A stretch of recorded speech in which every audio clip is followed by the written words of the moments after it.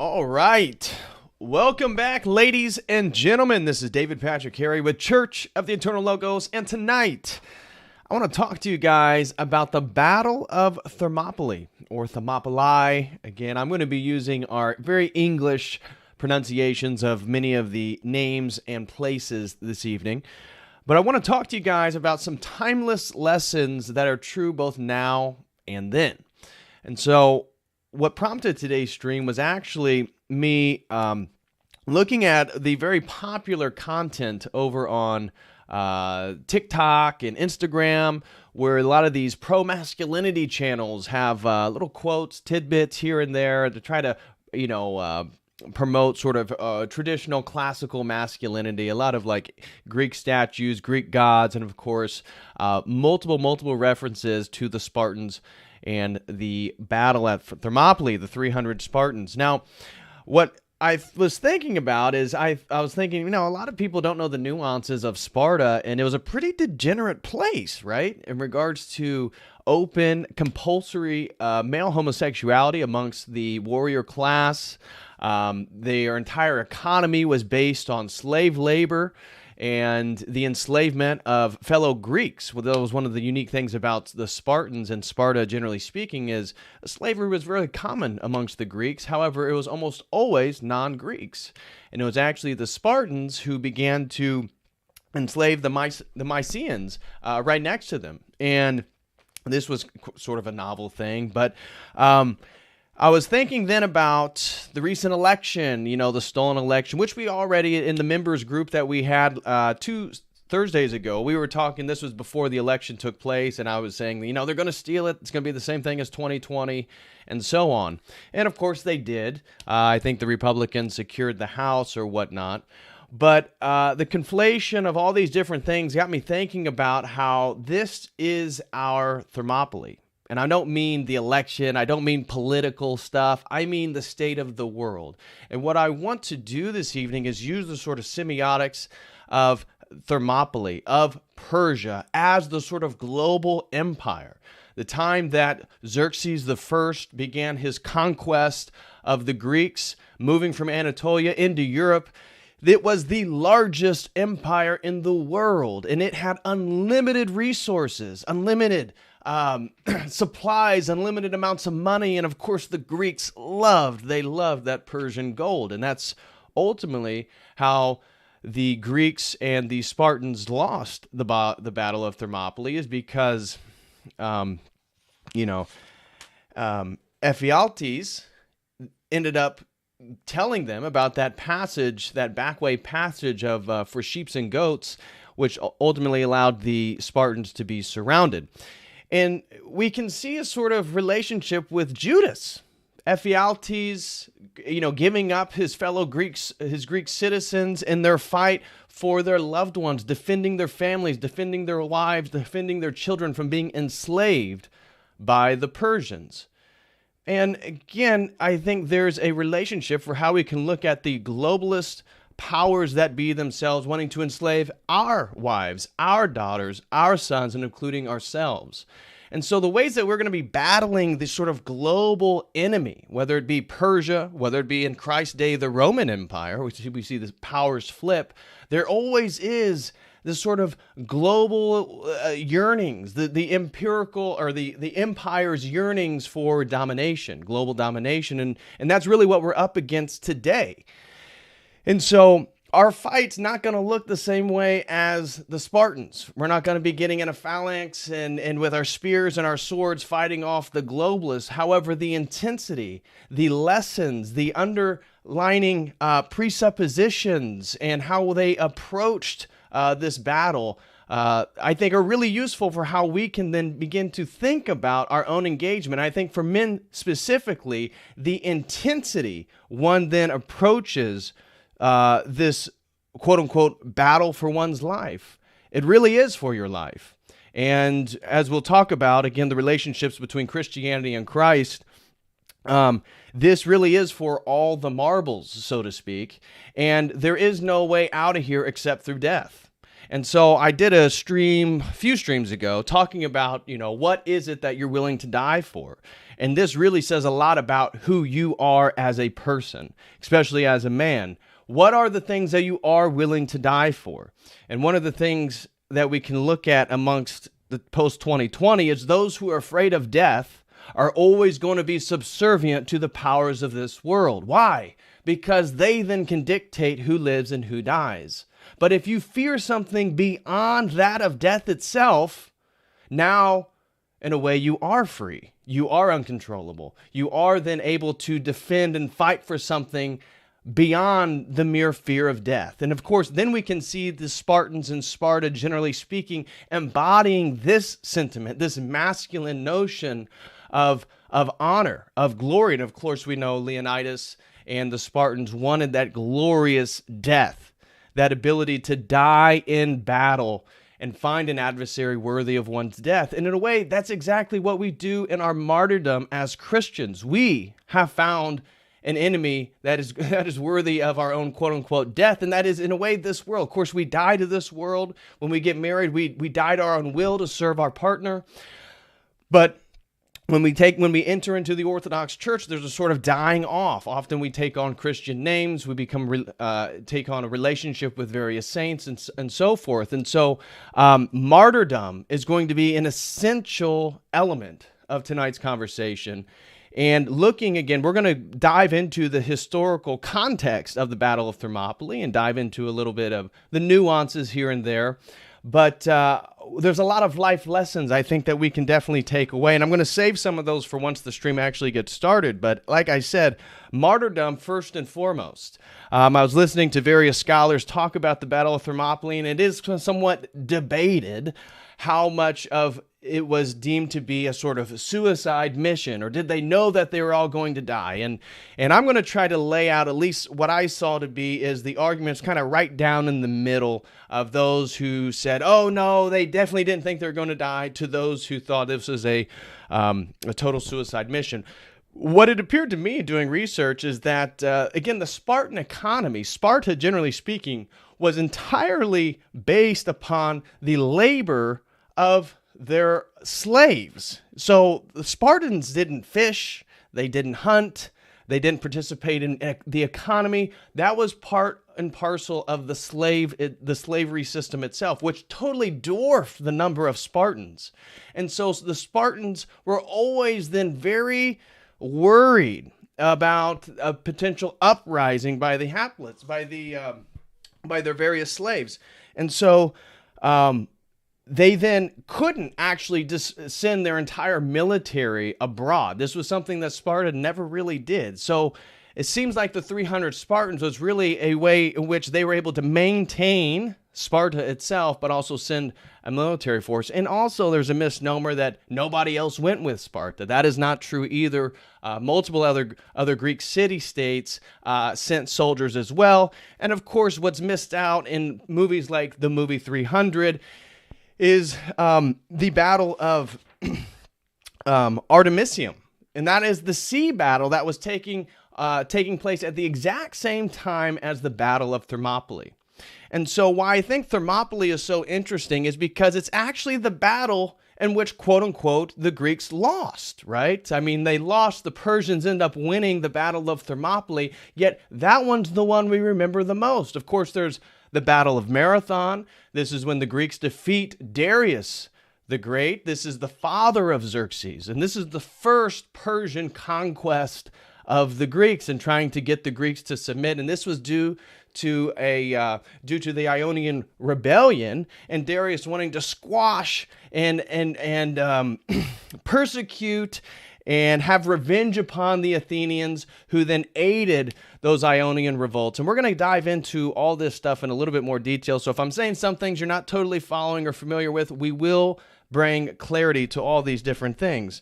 But the Battle of Artemisium went quite well for the Greeks. Again, happened in the exact same time as Thermopylae. The Thermopylae is a big L, technically, right? Technically.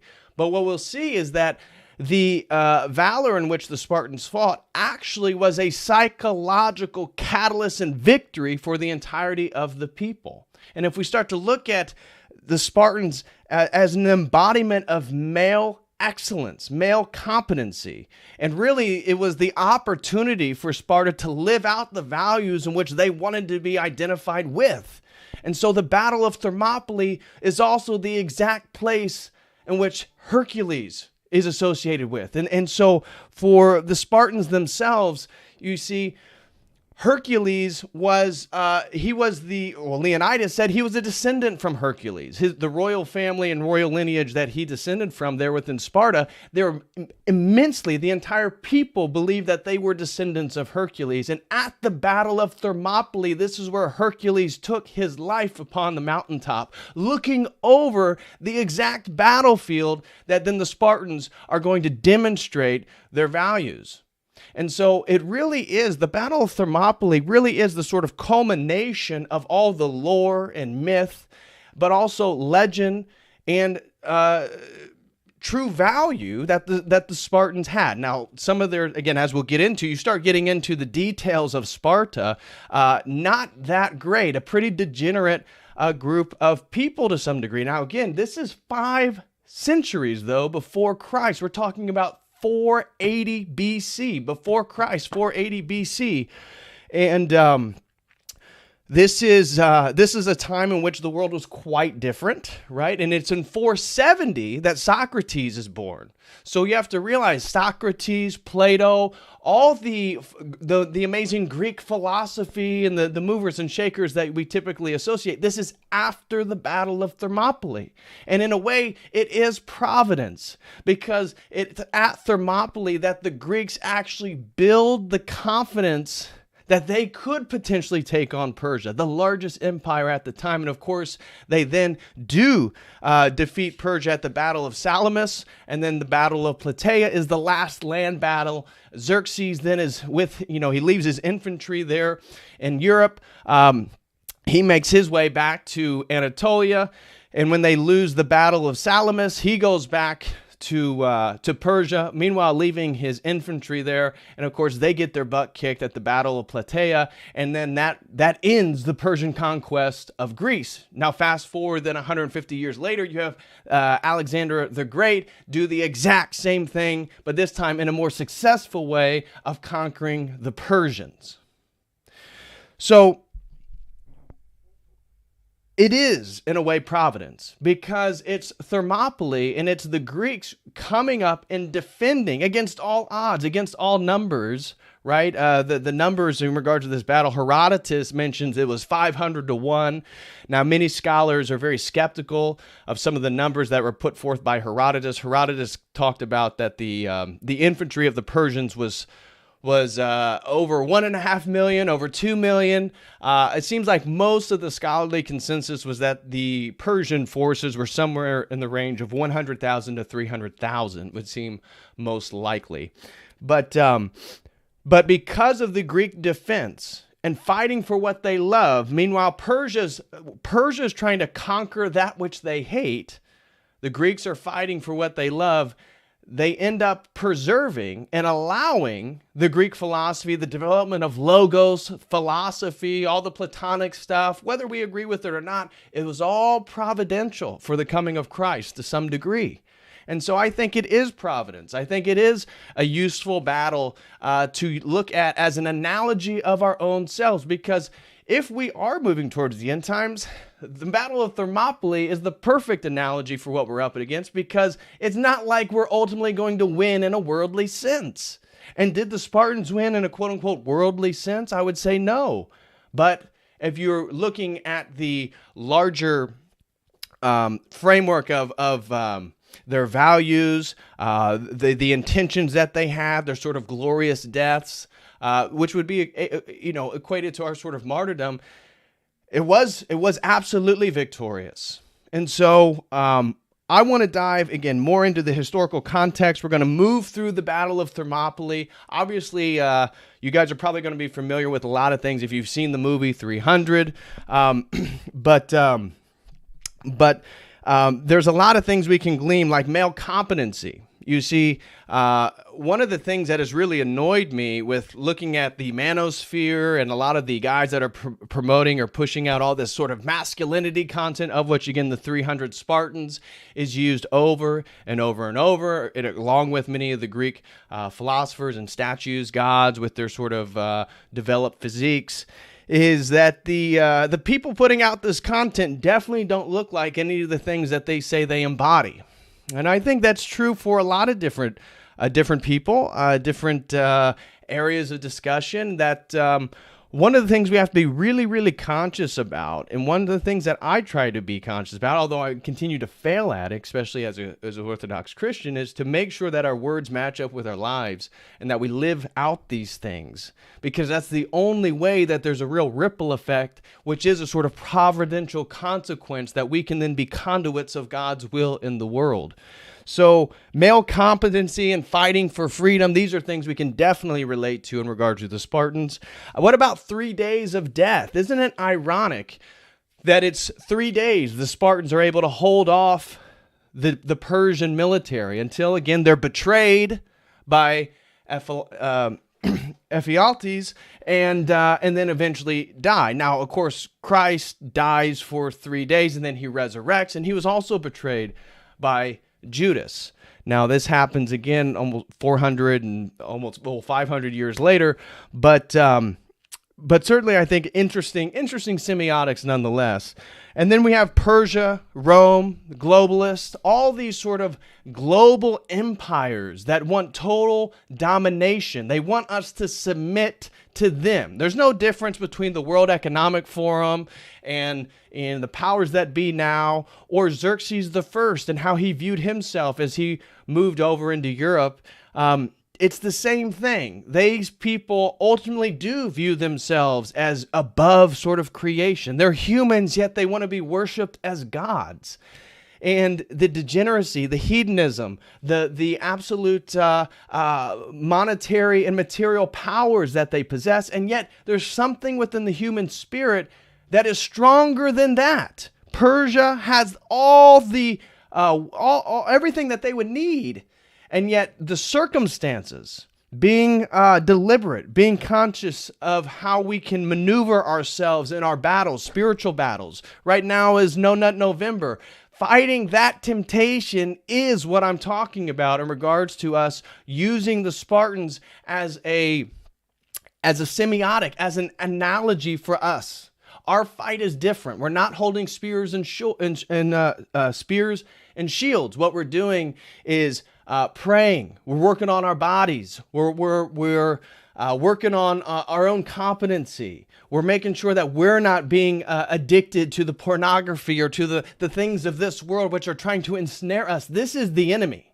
It's the same enemy. It's the same web. It's the same matrix, but it's different. And that's why 2022, this is our Thermopylae. The Great Reset is our Thermopylae. And this is our opportunity at the gates of fire, right? That we then can make our stand. And that's every single one of our lives.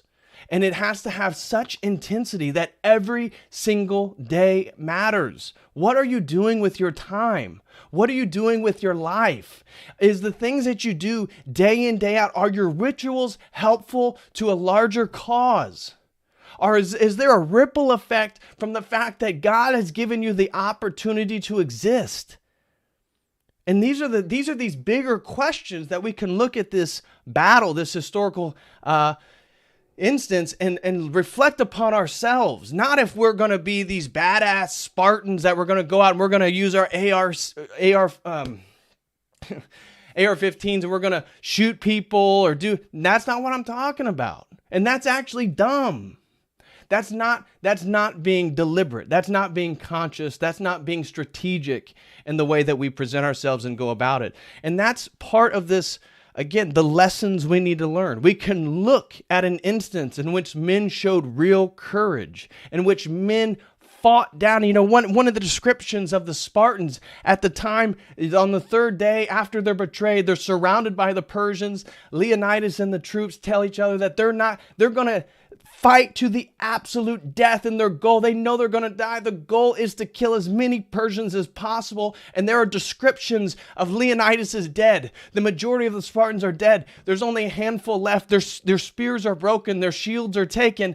And yet the Persians were still afraid of the Spartans because of the way they fought with their nails and their teeth. They were gouging people's eye out. They were biting fingers off. They were doing anything they absolutely could. And that intensity is something that needs to translate to our lives as well. Not that we're going to be engaging in the same behaviors, but we're going to be engaging in a generational battle. This is a cosmic spiritual battle.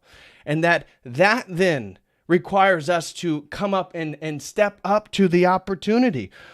And we must then never let ourselves be demoralized. And this is a big lesson that we can take away, because as we look at the election, for example, okay, Arizona, Philadelphia, Fetterman, the dude had a stroke. He can't even say a sentence, and he becomes a senator.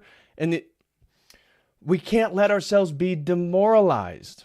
And I've seen too many people, the way that the political system is, we already know it's phony. Trump, he's going to run. Trump's not going to save us. DeSantis is not going to save us.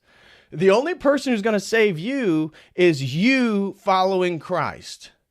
And that then, again, the whole onus is on you. You're back into the spiritual battle. It's all about your choices and what you can control. And not letting ourselves come back to wanting the world to save us, because that is like the Greeks who submitted to Persia. That's why it went all the way down. They conquered so many Greek city-states until they got to Thermopylae. That's the first time the sword was even raised, because everybody was just complicit. And they thought there's no way we could ever beat the Persians. Look how many soldiers they have. Look how much wealth they have. There's absolutely no way we could do that. They're already demoralized. And that's why even Xerxes the first, when he came to the battlefield of Thermopylae, he sat there for 4 days. 1, to let the Persians recuperate and rest before battle.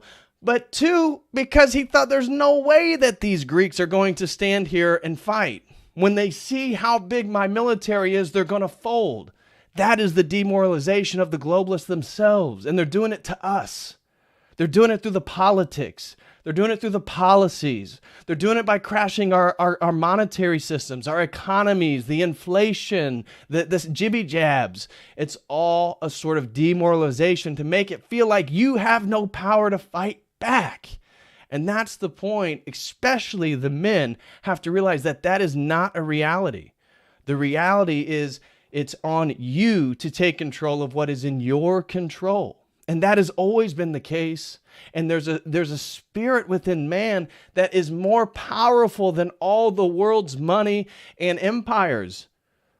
That if we really are rooted in God, rooted in something transcendent, then we have a footing, we have a foundation that really transcends the power structure that we're up against itself. And so that's what we're going to be diving into. Please smash that like. Going to do a little quick housekeeping, and then we'll move right into the conversation today. Guys, if you would like to become a website member, the best way to support Church of the Eternal Logos is become a website member with the link I just posted there.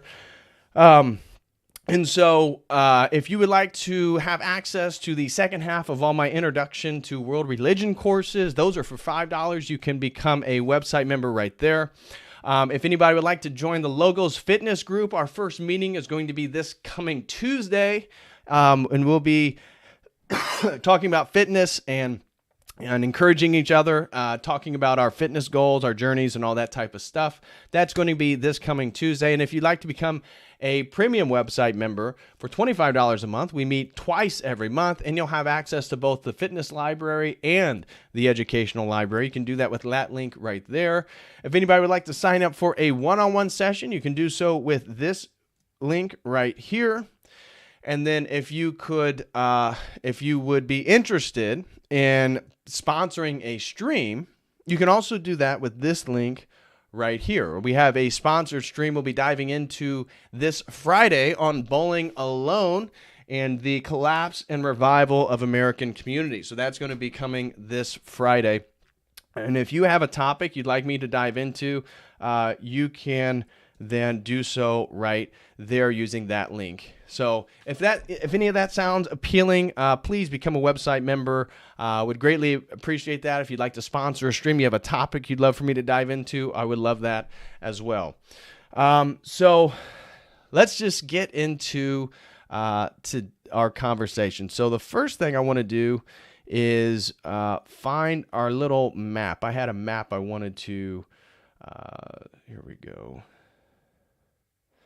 Oh no. Oh, okay, hold on. It's a PNG. Dang it. Of course that would happen. As soon as I go to bring it up, it's a PNG. Got to resave it as a JPEG. 1 second, guys. Sorry about that.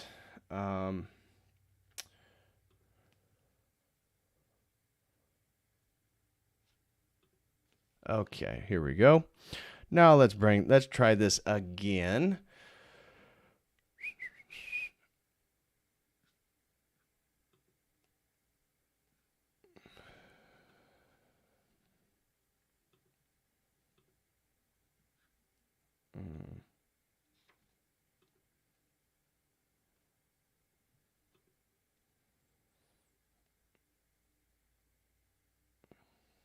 Okay, I guess it's not wanting to, okay, there we go.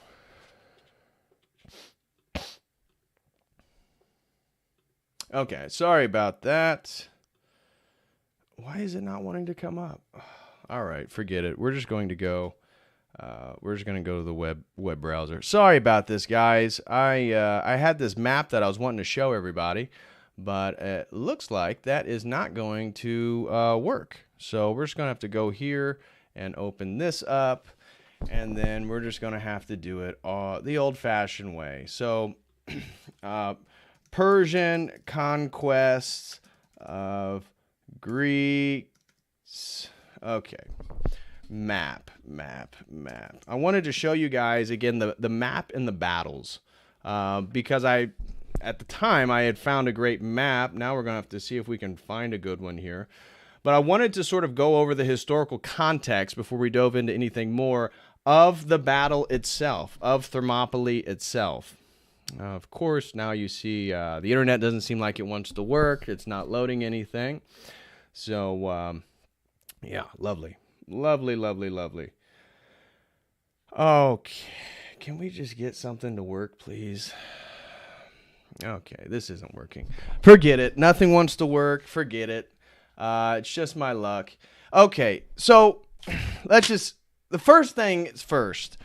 So Xerxes in the first conquest of Greece the first conquest of Greece was not with Xerxes, it was with his father Darius the Great.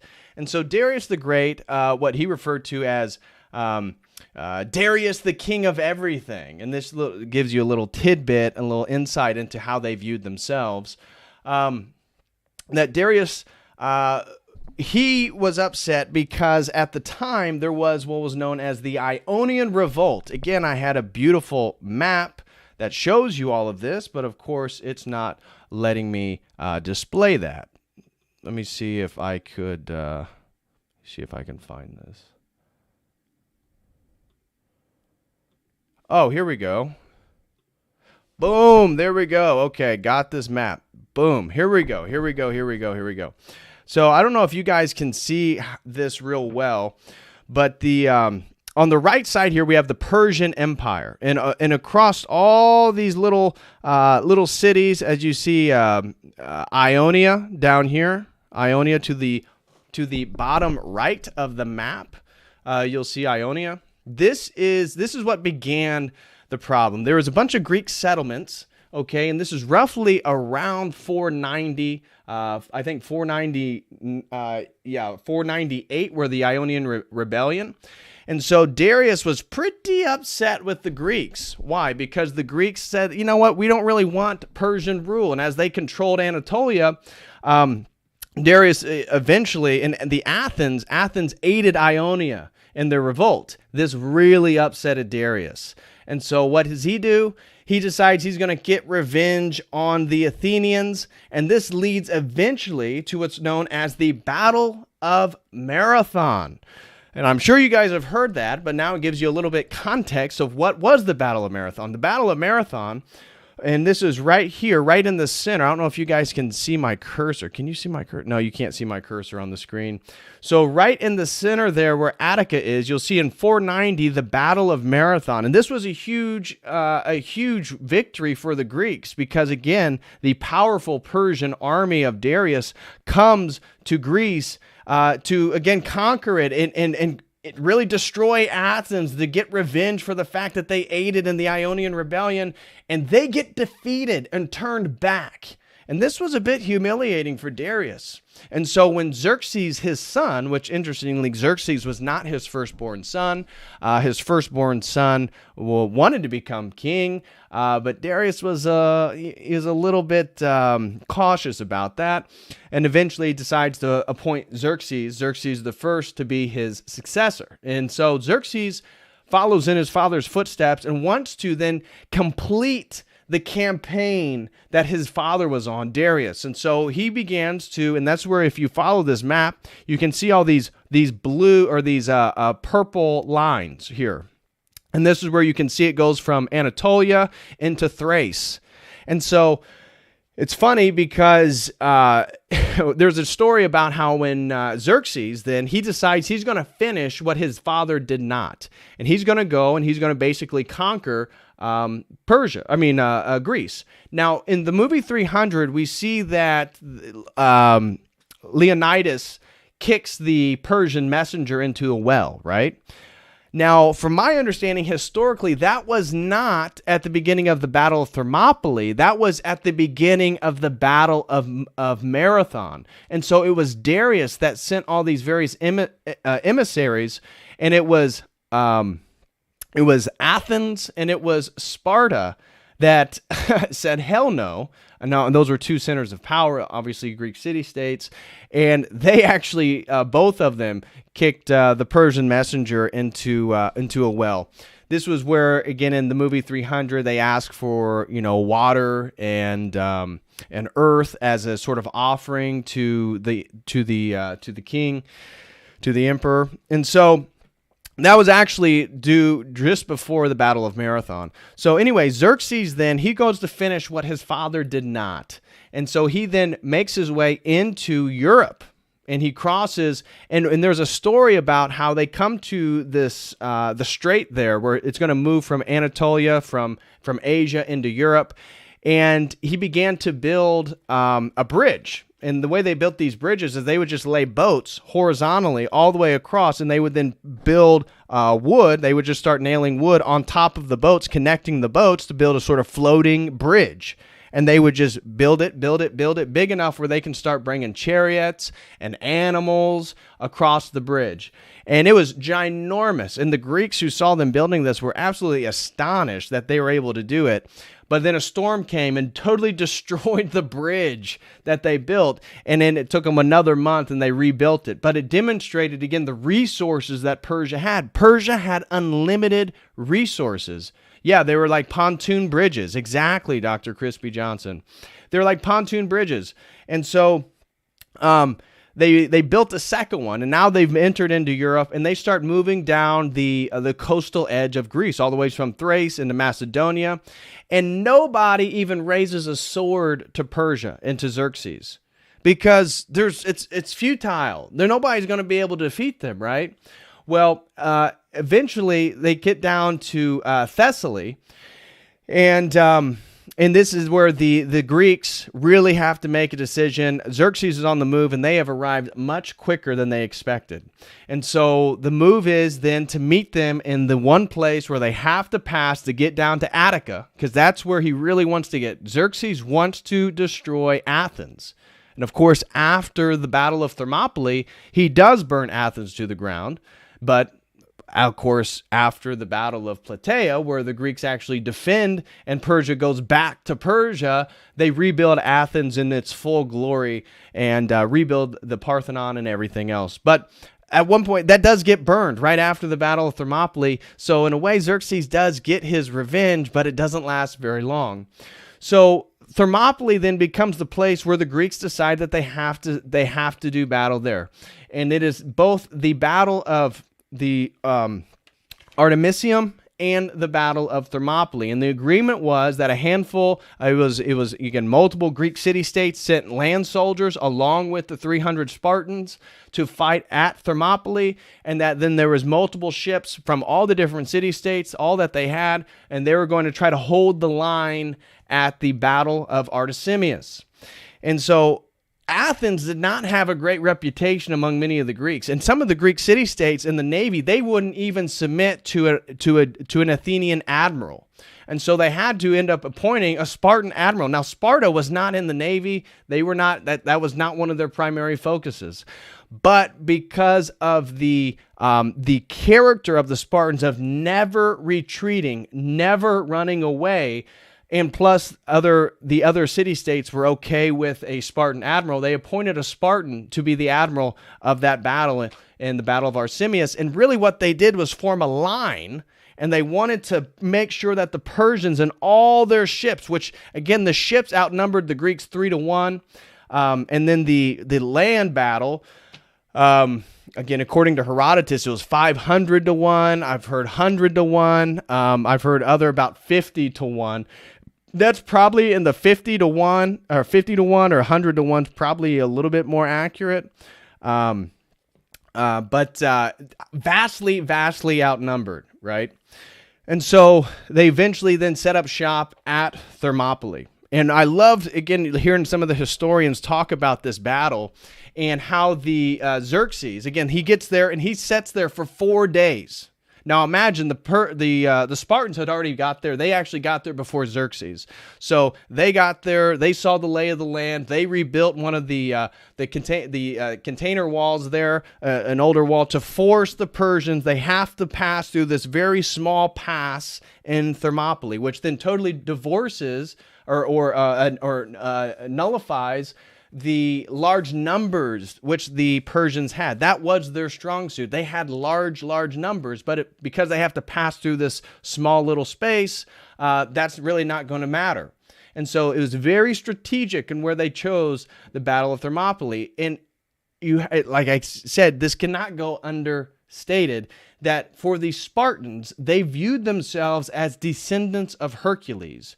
And Thermopylae, the gates of fire, there's all these sulfur springs there, these hot sulfur springs. So you can imagine at Thermopylae, it already smelled terrible, let alone all the dead bodies that are going to accumulate there after day 1 and day 2. You can imagine the feces, the dead bodies, the heat, and in conjunction, the actual sulfur springs of Thermopylae. And so, the Spartans saw this as their opportunity, not just for the battle, but again, for the glorious death. This is what Sparta was leading up to in regards to being able to demonstrate their values and their prowess in battle. So is it providence that for the Spartans, Thermopylae happens at the same place that Hercules, again, sort of takes his life on the mountaintop and swims there in the Aegean Sea? No, it is no happenstance. For them, this is absolute providence. This is the coming of the gods demonstrating that it is their time. Now, the debate goes on to the oracle prophecies. Now, if you watch the movie 300, of course, the oracle tells Leonidas that, basically the legend is that the oracle tells Leonidas that a king has to die for Sparta to maintain its existence. If the king doesn't die, then Sparta is going to be conquered, basically. Historians debate whether that was actually the case or not. And again, 300 shows that it only has 300 soldiers because the sort of the city-state chose that to be the case. Most historians don't believe that. They believe that it was most likely, again, Sparta existed based on slave labor, and there was always uprisings amongst the slaves, and therefore it necessitated the existence of the Spartans to be there to maintain the order of Sparta.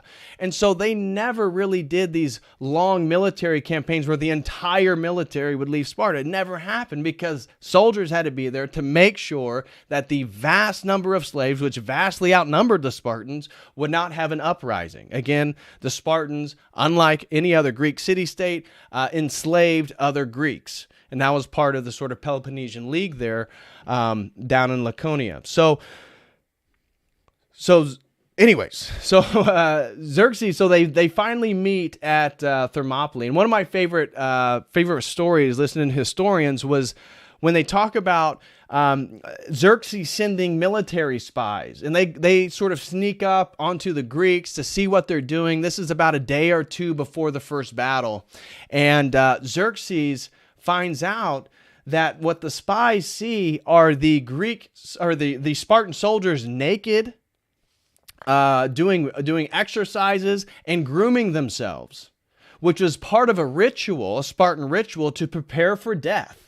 And so I saw some people claiming, the Spartans didn't know that they're all going to die. Well, according to my research and looking into this, it does seem, in fact, that Leonidas and his 300 Spartans did in fact know that this was going to be a death mission, and that is why Leonidas only chose Spartan soldiers who already had a male heir. And so I saw one YouTube video of a sort of military channel or something try to debunk this, but out of all the historians I looked at in preparation, all of them agree that basically they saw this as an opportunity to demonstrate their valor, and that they definitely knew they were going to die. That's why Leonidas did not choose the youngest Spartans. He chose only male Spartans. Well, they're only all male, but ones that had male offsprings, male heirs. And so that is kind of hinted at in the movie 300, but that is a sort of historical fact. So these men knew that they were going to die, and they were participating in a Spartan ritual in which they groomed each other because they wanted to look their best as they entered into the afterlife. And Xerxes was absolutely astonished that these Spartans did not give a damn about Persia. Now imagine, Persia is across the other end of the battlefield. They are sitting there, and they've sat there for a few days, and these Spartans are over here grooming themselves and exercising naked and even wrapping their names around their arms so that when they die, people will be able to know who they are. And that's the sort of fearlessness that I think is a lesson that we absolutely as men can take on board, is that the fear of death. Remember, all these other Greek city-states up to the Battle of Thermopylae just laid over and allowed Persia to take control because there's no point in fighting. Why? Because they're afraid to die. They're afraid to fight back. They're afraid of the fight itself. There's no reason. And this is true, I think, for us today. The people getting the jibby jabs, the people still getting boosted. Why? They are afraid of death. Christ, if we're Christians, if we're Orthodox, we cannot be afraid of death, because if we're afraid to die, that is going to be used against us to submit to the powers of this world, whether it be the globalists, whether it be the stabby, whatever it is. If we aren't afraid to die, we have a sort of transcendent perspective. We're not limited by the powers of this world. So I think that lack of fear of death is essential. Now, the battle then, so Xerxes is absolutely irritated that the Spartans show him absolute disrespect. They don't even give a damn about all the Persians that are across the battlefield. So obviously then the battle ensues, and Xerxes had a military that had over 50 different ethnicities. Now imagine that. And that's why I think the Persian Empire is a perfect symbol for the globalist force that we're up against ourselves. Because the Persian Empire was riddled with all these different nations, all these different ethnicities, all submitted to one person who believed himself to be a god, but he was not. And this is like a precursor of the Antichrist itself. And in a way, the Roman Empire eventually becomes what the Persian Empire was during the time of Christ. And now it's the globalists. And now it's the same thing. They view themselves as gods incarnate, but now they're going to be using the technology. Again, I just did a video last stream on living cyborgs and some of the human augmentation. All this stuff is preparing the way for, again, man to become God. But really, it's just the same fulfillment, whether it be Xerxes or whether it be Caesar. It's ultimately the same thing. So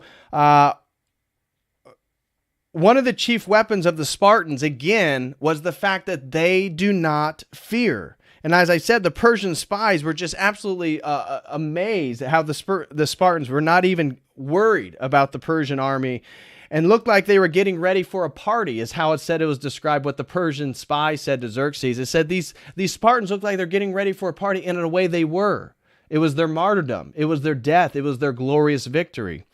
And so the Spartans then, as you would see in the movie 300, day one, Xerxes sends his weakest military forces, absolutely get demolished day one.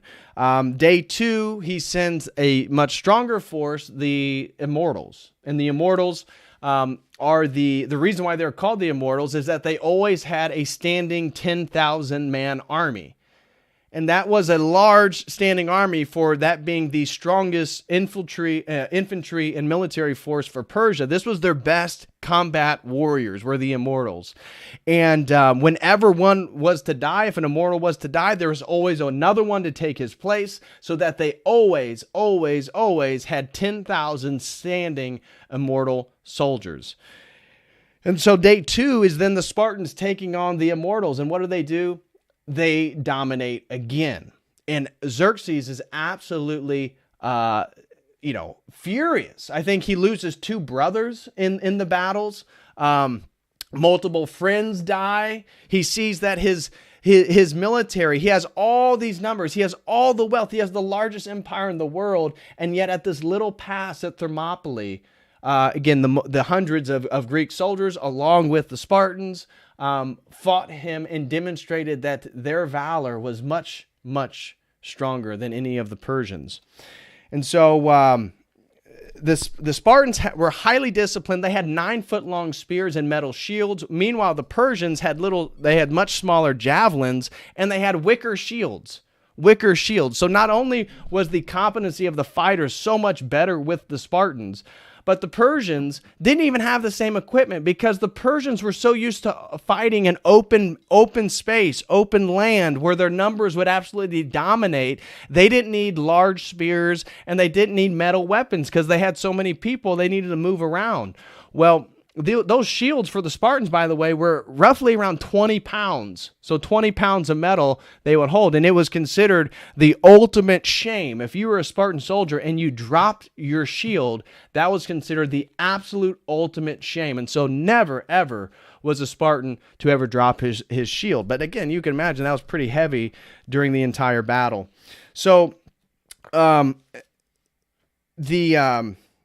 Spartans thrive in day two, and this is historians. This is not Herodotus, but general historians believe that the Spartans and the Greek forces killed somewhere around 10,000 Persians in those 2 days. Can you imagine 10,000 Persians at the Battle of Thermopylae? There again, if you can see, it's where the purple line is just over by Phocis.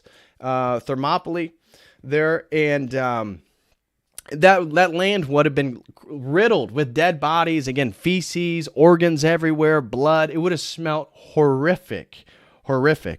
Now, eventually, Ephialtes, a Greek cityman, ends up telling Xerxes, asks for to have a word with Xerxes. Xerxes accords. Of course, this is about the night of day two. It's believed potentially the morning of day three. And Ephialtes was probably sympathetic to the Persians. And that was one of the things, is that not all the Greeks were unified in fighting Persia. Now the Spartans and the Athenians had a long history of fighting each other. And in fact, after all the Persian conquests, they go back to fighting each other. Eventually, the Spartans end up siding with the Persians about 50 years later and fighting the Athenians. That's where it all gets a little crazier just by following history. But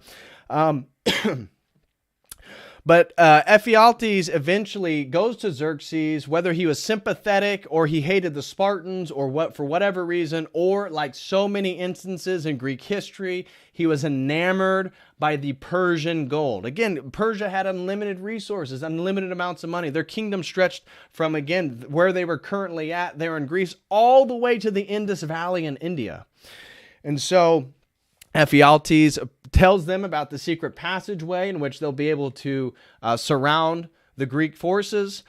Eventually, the Persian forces then take that secret route. According to historians, Leonidas had about, I've heard, anywhere between 100 to 1,000 Greek soldiers that were supposed to guard that back way passage so that they weren't surrounded.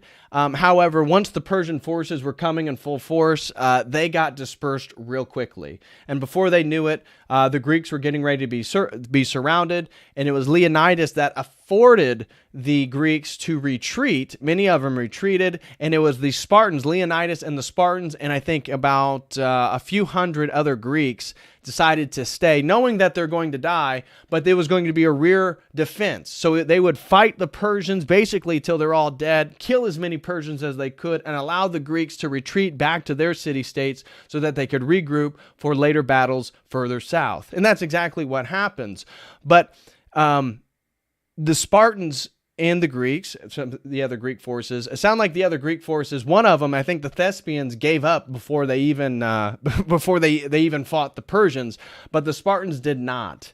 And that's where it was really insightful to hear stories about how the Spartans, some of them, again, their spears broken, their swords taken, they have no shields, and yet the Persians with swords and shields still terrified of the Spartans because they were still killing people. These people were absolute savages. And then eventually, of course, they're all dead. And I thought one of the interesting things about the way that they died is that the after Leonidas dies and there's only a handful of Spartans left, Persia, like in the movie 300, they shoot all these arrows to kill them all. Now, according to one of the historians I was listening to, the way that the Spartans described arrows is they called them spindles. These were things of women. And so back at the Battle of Marathon, when the Persians used all their arrows, it didn't do a thing because the Spartans have metal shields.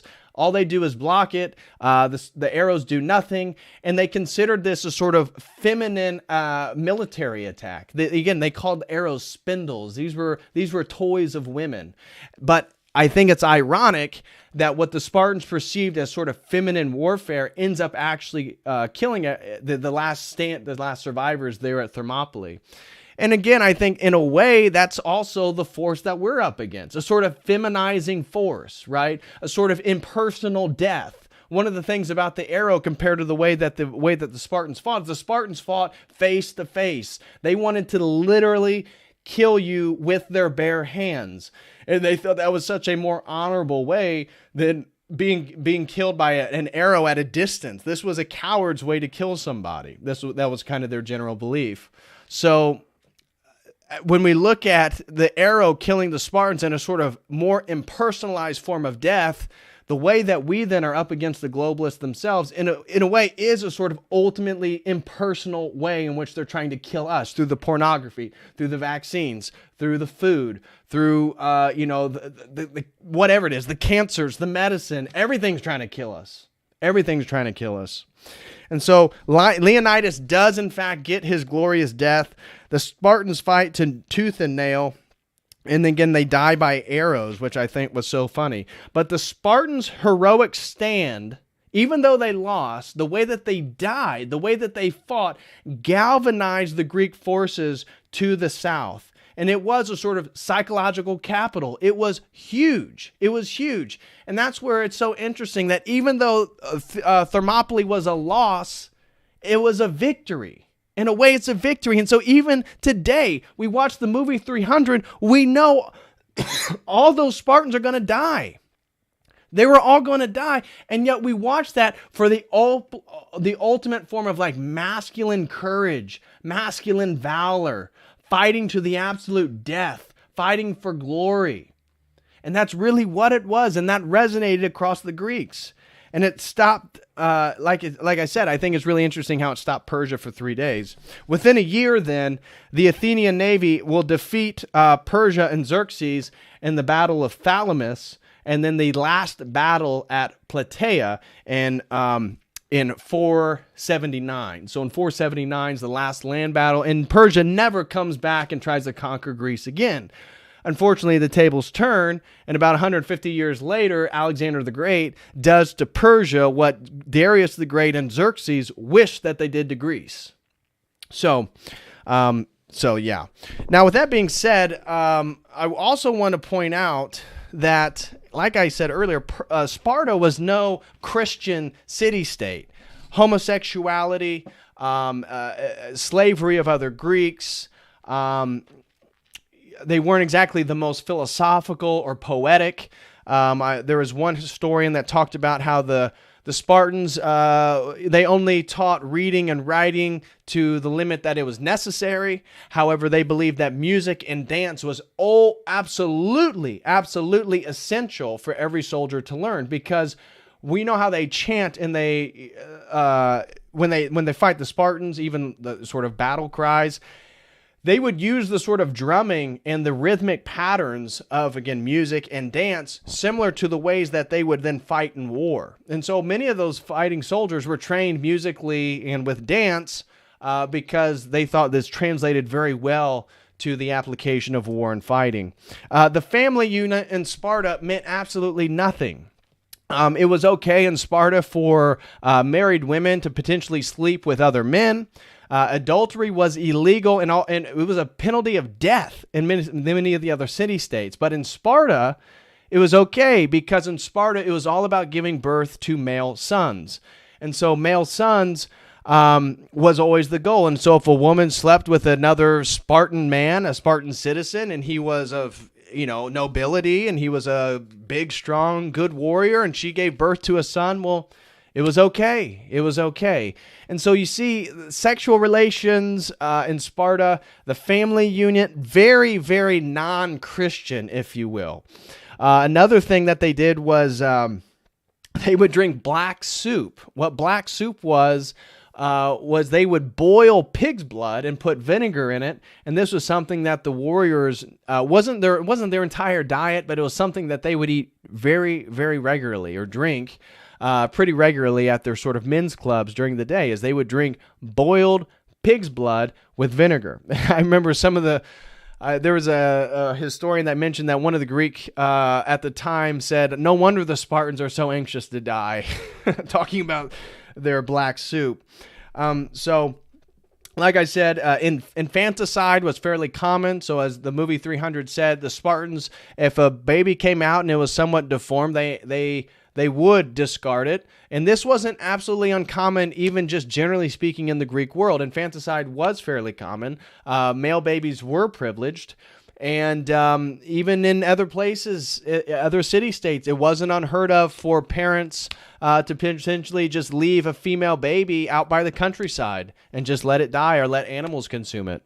So infanticide and the sacredness of life was a little of a different thing. What we have to recognize is that during this time in history, what the Greek mind privileged was the free man. And so for the Spartans, even though the Spartan citizens in the sort of Spartan utopia was an incredibly socialistic, if you will, egalitarian society.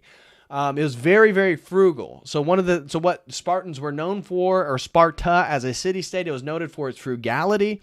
And of course, it was noted for its warrior emphasis amongst the Spartan men.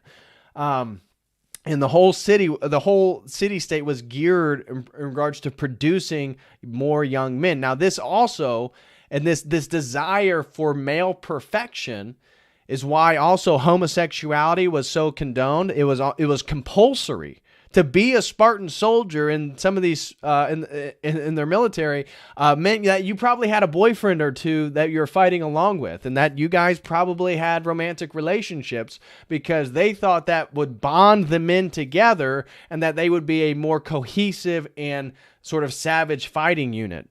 So that's where we have to watch ourselves when we idolize Sparta or the Spartans too much, because there's a lot in there as well that once you start getting in the nuances in the nitty gritty, there's a lot there that you probably don't agree with. And so, the Helots were the slaves. So the Helots were, again, the majority of the population of Sparta were slaves, and the Helots did all the farming, all the fishing, all the economy. And then you had the Perioeci, which were the non-Spartan free citizens. So in Sparta, you had free citizens that weren't Spartans. Those were called the Perioeci. And then you had the Spartans themselves that were Spartan citizens. And what's interesting about Sparta is also one of the first city-states and one of the first examples in the world of a social contract. Now, that social contract was obviously more oriented towards Spartan citizens and then those free non-Spartan citizens. But I think that's a really interesting tidbit as well.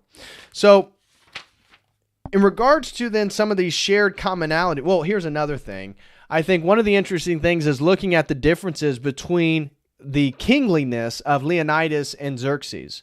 So Xerxes, as I said, believed himself to be a god, was born in absolute opulence, right?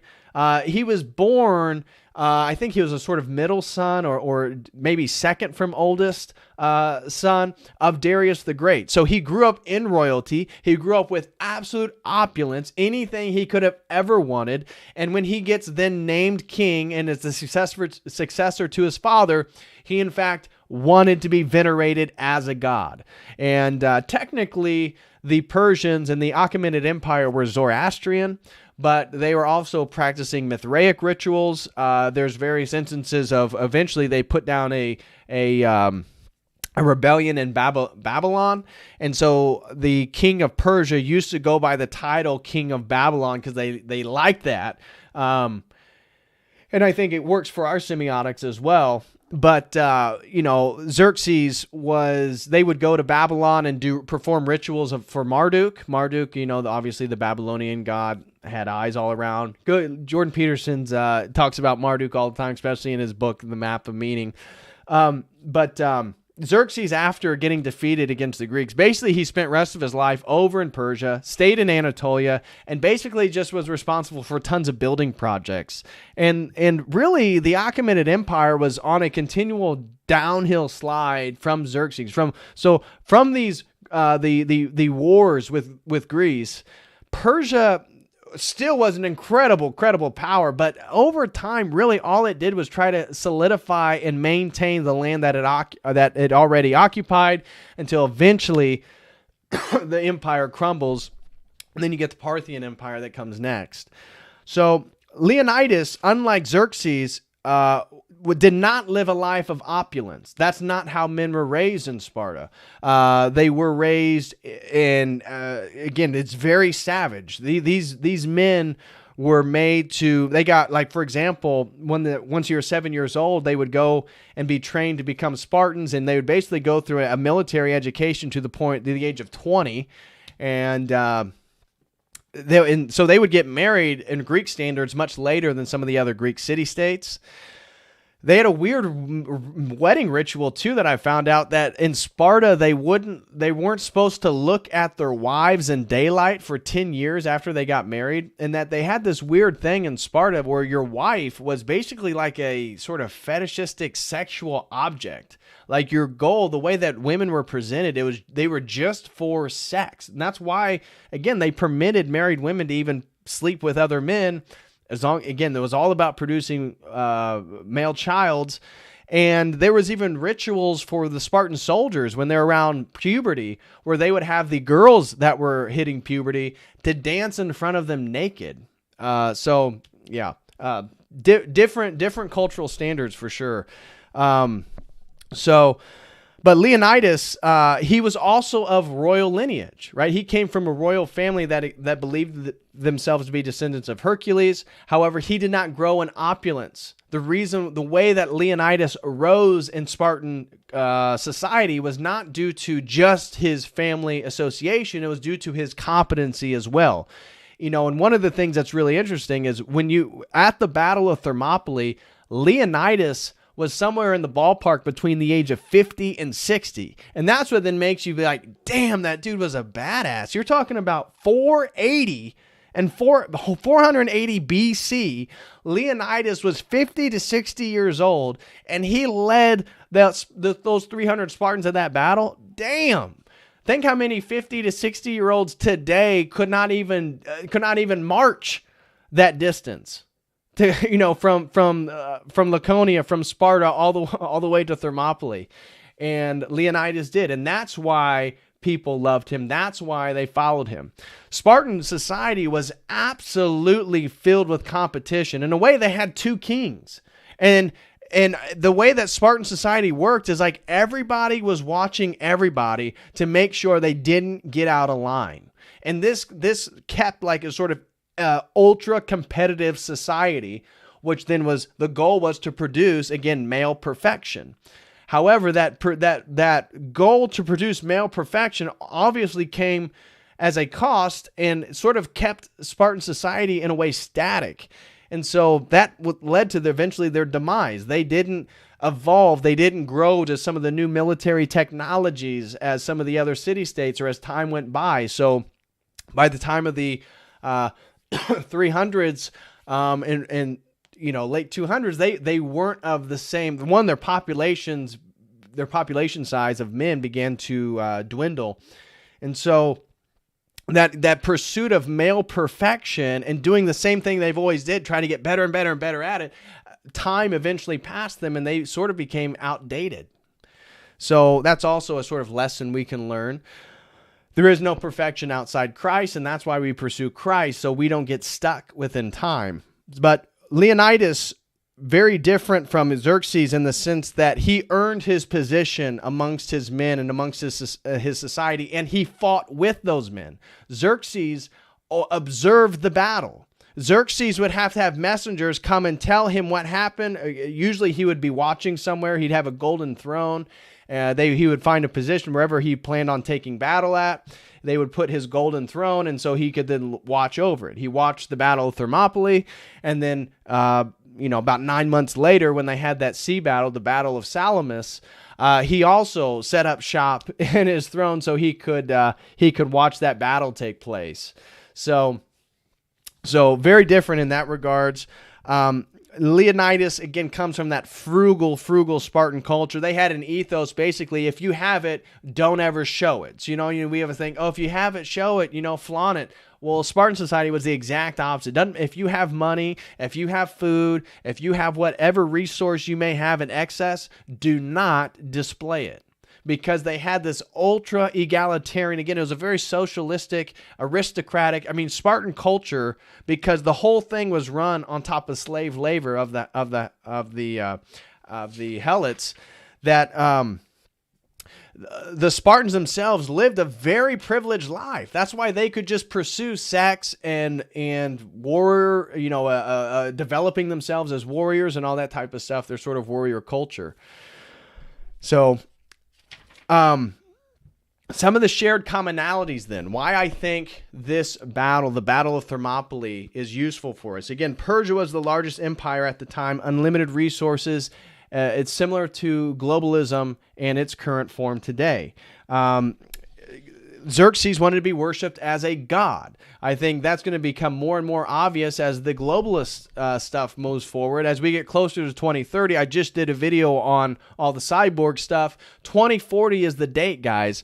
All the people that believe in the transhumanism stuff, the cyborg stuff, becoming omniscient, immortal, they think all this stuff is going to be in place by 2040.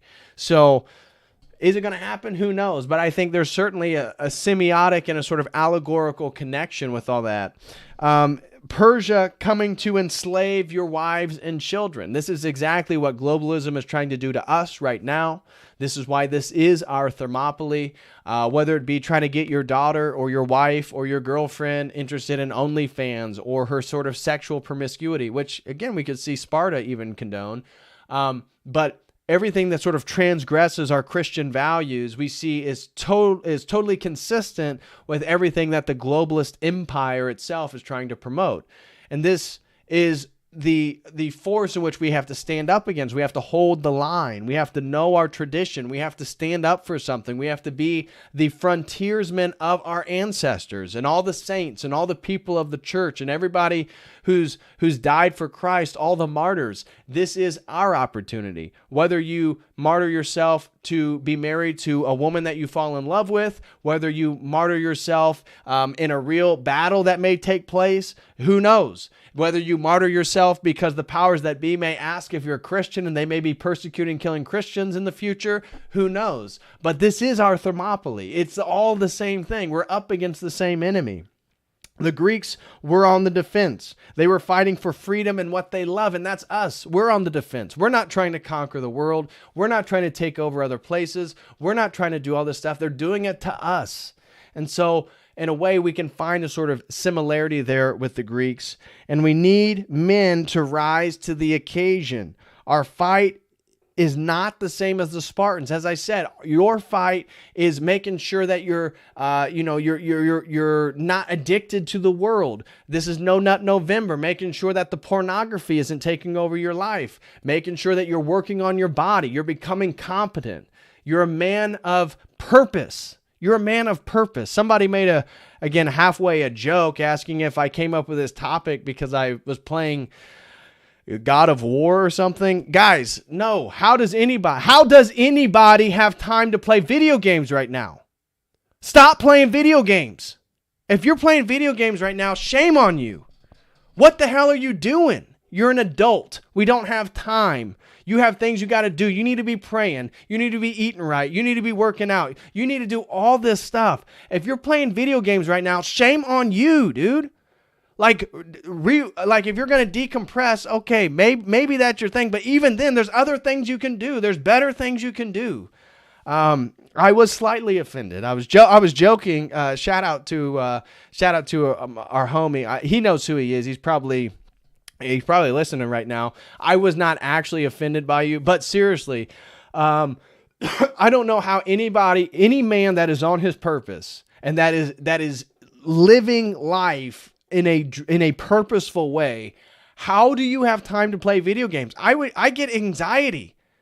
The only time I play video games is when I'm with friends and we'll play like NFL Blitz and Mario Kart. We'll do a couple rounds. That's it. It's something we do once in a while whenever we get together, but it's always on an N64. This isn't me spending hours getting involved in these new video games. I just don't get it. Now, maybe I'm on a soapbox. I need to step off of it. Maybe there's useful in other ways, but I just don't get it. I don't get it. My parents, they were talking about some Judge Judy, and it's like episode, and it's like these dudes, they're all playing video games when they're talking about, and they're not where they need to be in regards to the success of their life. I just don't get it. As a man, like the war right now is against men.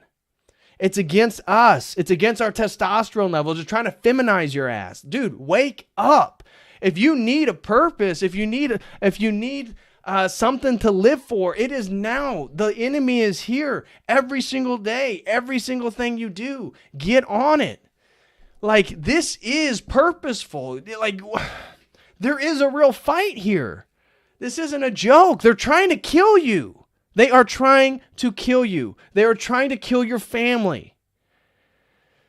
Okay. So, here's my life lessons then. Never surrender and never run away. Number one thing we can learn from the Spartans is never surrender and never run away. What in the world could we surrender to? What power on this planet could we surrender to? Seriously. If we're following Christ and we've already died to the world and we live for Him and we're living for an eternal kingdom and we're living something that's beyond this world, What force could cause us to surrender?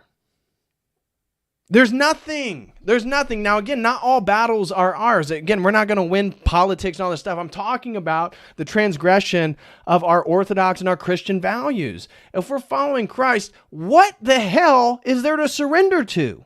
We've already surrendered to God. I'm following Christ. Therefore, there is nothing to run away from, no matter what comes. I've heard too many people, oh, I'm in the United States, man. If I had enough money, I'd go down to Costa Rica. What for? You're not going to hide, bro. What are you running from?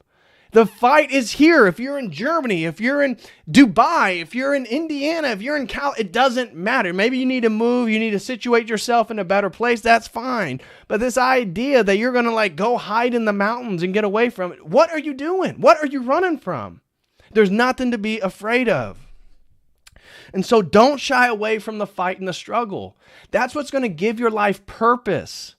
You see, again, whether it be the pornography, whether it be addiction to whatever it is, this is a fight. This is the struggle. This is what you and I, as brothers in arms, need to be working against constantly, daily, all the time. That's why we have to have our brotherhood. We have to have each other. If you're down and out, if you're being tempted, if something's going wrong, you got to reach out. You got to talk to each other. We have to have each other's back. It cannot be this Lone Ranger thing. You're not in it alone. But you have to fight it alone in a way, right? Nobody can fight it for you. Nobody can earn your salvation for you. Nobody can make you walk in the light of Christ. You have to do that. You have to do that. And so death is nothing to fear. Death is nothing to fear. Christ has already defeated that enemy. And so again, if we're Orthodox Christians, like the Spartans, there's nothing to be afraid of ultimately in regards to death. We cannot get out of this alive. In a way, we're already dead because the only way that we live is in Christ through the doorway of death of this life, of this world. So we have to die to this world. The purpose then is, what are you going to die for? And how are you going to die? Maybe you're fortunate enough to die from old age. Maybe you're fortunate enough to die while you're sleeping. That would be phenomenal. But again, that would be God's providence, God's will, based on how you live your life and what he deems right for you. We don't know how we're going to die, but what we can make sure is that we're working in the right way, that we're trying to follow Christ, that anything that the powers that be can sort of scare us away with, we're not going to let happen. So if they're gonna scare us with death, that was what 2020 was about. And look how many people jumped on board. And look how many Orthodox Christians jumped on board. Look at how many churches. Look at how many patriarchs. Look at Ancient Faith Radio. Look at all these different places that were supposed to be fortresses of Christian values, of a resistance against the world. And as soon as a boogeyman, a man-made virus let out of Wuhan, all that goes to now all these Christians are afraid to die, and they're willing to take in mRNA technology and alter their DNA. What are you doing? Stop being afraid to die. We have to be more willing to live for eternity than to die within temporality. Those who don't have fears, as I said, beyond death are imprisoned by the powers of this world, exactly like COVID, exactly like the COOF, exactly like the vaccine. Men should strive for personal excellence and competency. It's how we give back to the collective. So one of the reasons why, again, every single day you need to be working on becoming the best version, and that begins with prayer, guys. That begins with getting a relationship with God. You don't know what your purpose is. You don't know where to go in life. You don't know what the next step is. How many people I talk to in one-on-ones, and they want to answer these questions, and I ask them, hey, you've been praying to God? Have you been praying about it? No, they haven't been praying. And it's like, well, dude, what do you expect? How are you going to get answers to the providence and the purpose of your life if you're not even talking to God about it? It's like you want to look in a book and find out what you're supposed to do with your life. Dude, it's not like that. It's not like that. It's difficult. It's arduous. You need to be praying about it. You need to be doing all the things that you know you need to be doing. And you're going to get your answer. And most of the time, we already know that. Most of you guys already know that. What's scary is you don't want to know what the answer is, because then you're going to be held responsible for doing the right thing or actually fulfilling what your purpose is. And that is scary for a lot of people. That is scary. So men should strive for personal excellence and competency. It's your skill set. Right? This Spartan stuff, you're not going to be a Spartan warrior. You may be a plumber, though.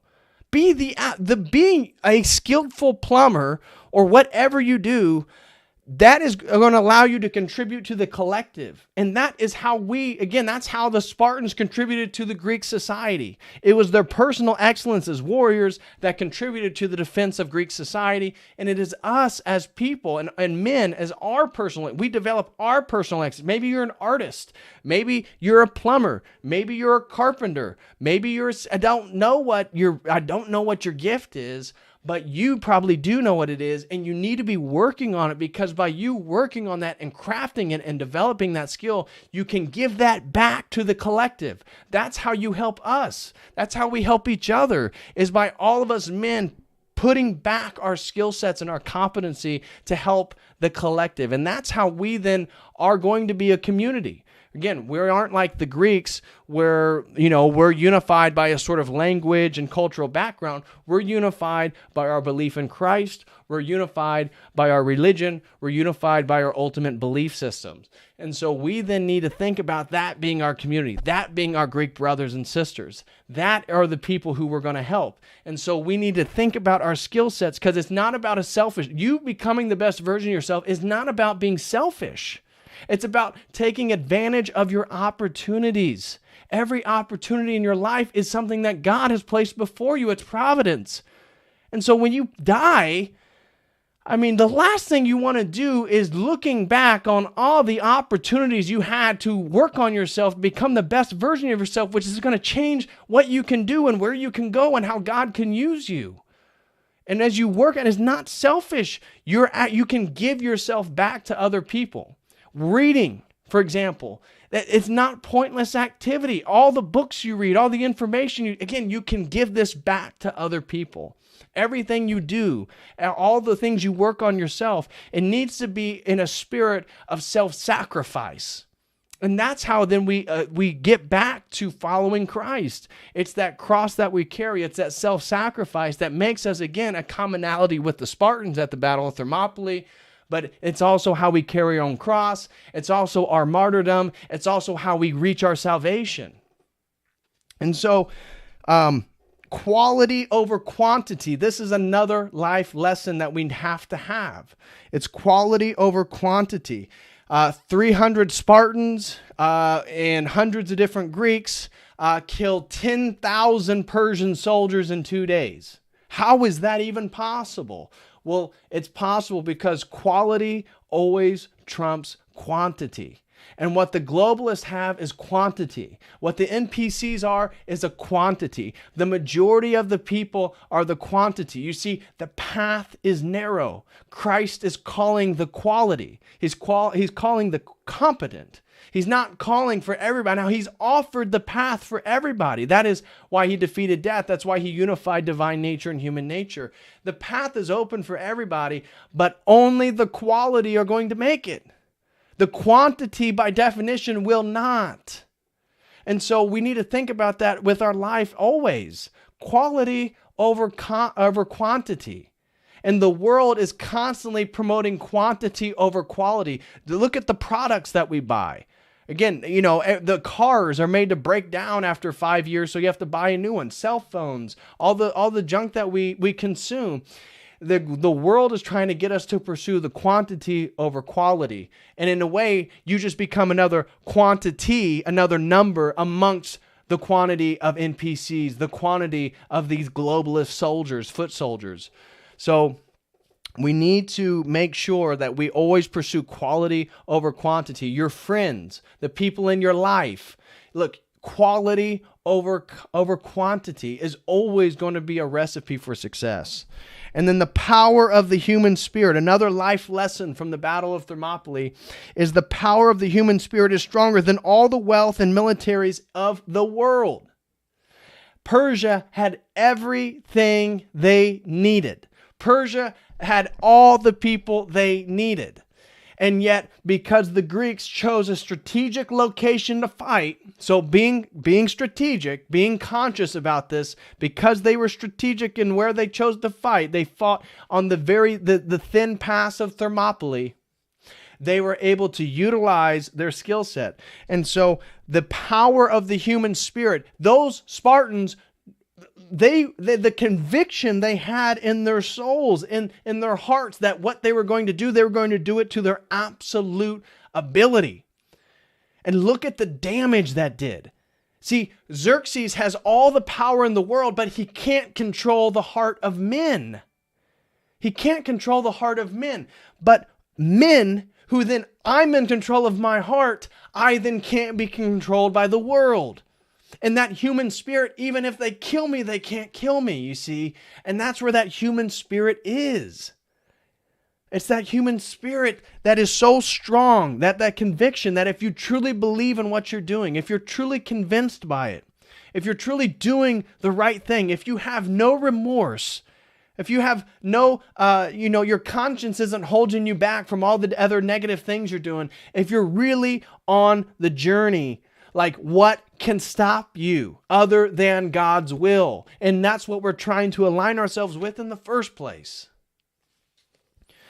So the power of the human spirit is stronger than all the wealth and the militaries of this world, because we're made in the image of God. You see, and that's why we have to tap into that spirit, tap in to that dimension of ourselves that is beyond space and time, made in the image of God. And when you're there, you have foundation, you have a standing, you have a power that Xerxes, that Caesar, that, again, the powers that be, that the Antichrist cannot control, because they cannot control the image of God. That's why we have to make sure we do not lose the image of God by our addictions or our sins or whatever we're, participating in. And so never, ever, ever be demoralized by the evil one or by evil. You see, the easiest way to defeat yourself is to be demoralized, is to look at the Persian army, look at the numbers at hand, look at the hundreds of thousands of soldiers and say, well, we can't win. There's no way. I better submit to Xerxes. I better submit to the powers of this world. There's no way we can do it. That is a sin. And nothing is more pathetic than a man who is a coward. A coward. Last thing you want to do is die as a coward. And so never, ever allow yourself to be demoralized. That's what they're doing with these elections. Like in Arizona, that lady Hobbs, who's in charge of the election, backed by Soros, what does she do? She's going against Lake, right, over in Arizona. Lake is a big MAGA supporter, this or that. Well, Hobbs, the Democrat, the one sponsored by Soros, who's in charge of the election, who then Arizona's had all this election fraud, and then Maricopa County, just so happened that they have all these problems on election day. Just so happened it's all the people who vote in person. Just so happens that they have hundreds of thousands of these mail-in ballots. Hobbs didn't even debate. She didn't even campaign. Only 17% of the Democrats even came out on election night, and yet we're told that she has 54% of the vote. You can't let this demoralize you, because that's the point. That's the point. That's a communist Marxist tactic. They have to demoralize you so that then you will not fight back. You will not fight back. And we cannot ever let ourselves be demoralized, because that is that's us giving up. That's us surrendering a white flag. That's us being like the city-states who never even raised a sword to the Persians, never raised a sword to Xerxes. Yet, again, a small group of Greeks said, I will do it. and I'll do it to my last breath. And it changed history. And it preserved the providence that allowed even logos to develop amongst the Greek philosophies of the world that led to the Gospel of John. Right? We wouldn't even be able here to talk about Christ and logos and the Trinity without many of the things that came after within the Greeks, after the Battle of Thermopylae, after the Battle of Salamis, after the Battle of Plataea. It was all these things that, again, it was the defeat at Thermopylae that invigorated all the Greeks to stand up and win all those other battles. And so we can never, ever, ever let ourselves be demoralized. Christ showed us the way, and it's defending what you love versus conquering what you hate. You see, the world that is, the evil one, this thing that's trying to constantly demoralize us, it's just like Xerxes. It's just like Darius the Great. They want to conquer that which they hate. And ultimately, the evil one hates mankind because we're made in the image. We get to participate in theosis. And so because of that, they're coming. And they're coming to conquer that which they hate. But we, again, defending and standing up for what we love will always be stronger. And Christ symbolizes and shows how to conquer the world. You don't do it through military. You don't do it through politics. That's not how you conquer the world. And so there will always be a Judas. This is the last point that I want to share with you in regards to a life lessons. There's always going to be a Judas amongst your kin. So whether it be Ephialtes or whether it be Judas selling Christ out for 30 pieces of silver, whether it be Ephialtes selling out the Spartans and the Greeks for how much Persian gold he got, there's always going to be a betrayer in our midst. There's always going to be the person who is going to submit to the worldly power, who is afraid to die and would rather pursue worldly pleasure. There's always going to be that person. And we can't let them demoralize us because their own betrayal, their own acquiescence with evil only perpetuates our providence even further. And so our providence becomes even more attainable. Right? Just like Christ. Judas betrays Christ, but it only leads to the crucifixion. Ephialtes betrays the Spartans and the Greeks, but it only leads to the last stand of Leonidas in the 300s that allows the rest of the Greeks to retreat, that then they go to their home city-states and they spread the legend of the Spartans. They spread the legend of Leonidas. They spread the legend of what just took place, and it galvanizes the entire Greek people. And so, but their betrayal, the betrayal of the ones that are going to be amongst us, the betrayal of our kin, our friends, our family, maybe even the one that you're married to. I don't know. God forbid that ever happens. But the betrayers are always going to be amongst us. And the Battle of Thermopylae is another indication of that being the case. And so what I want to do then is end with... I want to end with a recent video put out by Father Josiah Trenum. And it hits on this, but it's a little bit different. It's so, let's see here, patristic. And it's on, again, discerning God's will for your life. And I just want to share this because I think it does come full circle, and I think it is useful for us to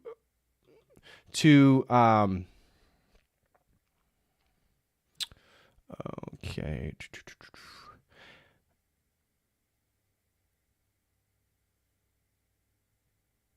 It is useful for us to listen to because finding out what the purpose is for your life, finding out, what it is that God has in store for you. These are really important things. And it's tied to, again, how you're going to fight the Persians, how you're going to fight the Romans, how you're going to fight the globalists. We fight it by getting in line with our God's providence for our lives. And so last thing I want to do then is play this video in its entirety, and then we will get into super chats. So Okay, let's turn that on. And here we go. So I'm going to play this in its entirety, and then we're going to dive into the super chats. Hey everyone, God bless you.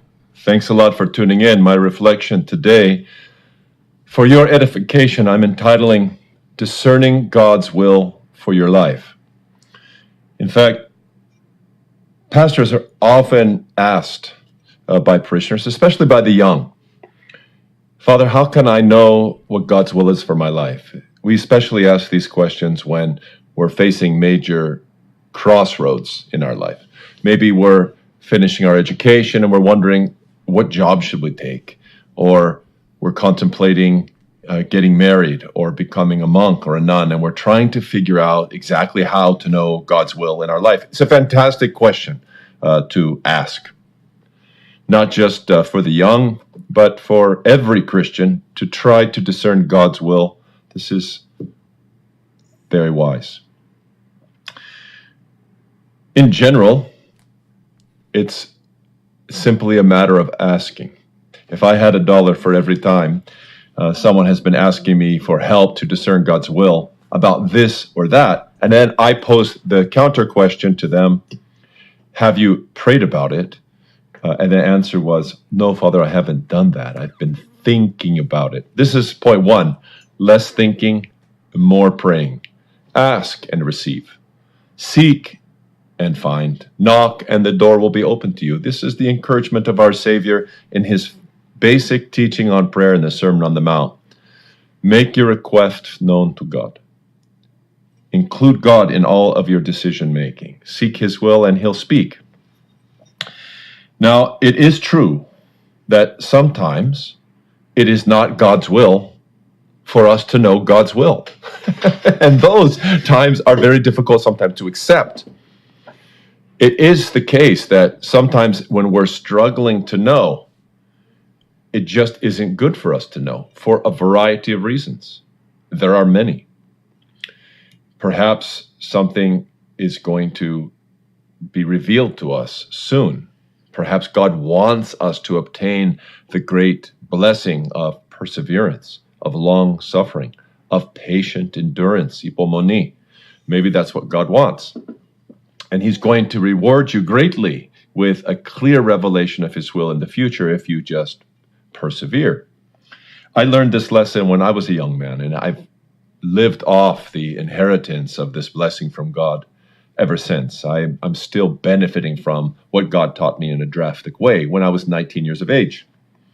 When I was 19, I was at a point in my life, as many young people are at that time, where I was making important decisions about discerning God's will. I was making decisions about the fundamental questions of marriage and vocation. And I remember coming through a period of praying and asking God for clarification and not getting any, and really finding myself without any answers and without any perceived certainty about what God wanted me to do. So I decided at the extremity of my struggle, I decided that I was late one night going to open the scriptures, get on my knees, and read the scriptures, praying for the Lord's voice to guide me straight through until I had some sense of God drawing near to me and answering. Right? If we draw near to God, God draws near to us, the scriptures say. So I began, I think it was about 8:30 or 9 at night, and it was 9 o'clock, and I began reading passage through passage, chapter, book, through the scriptures.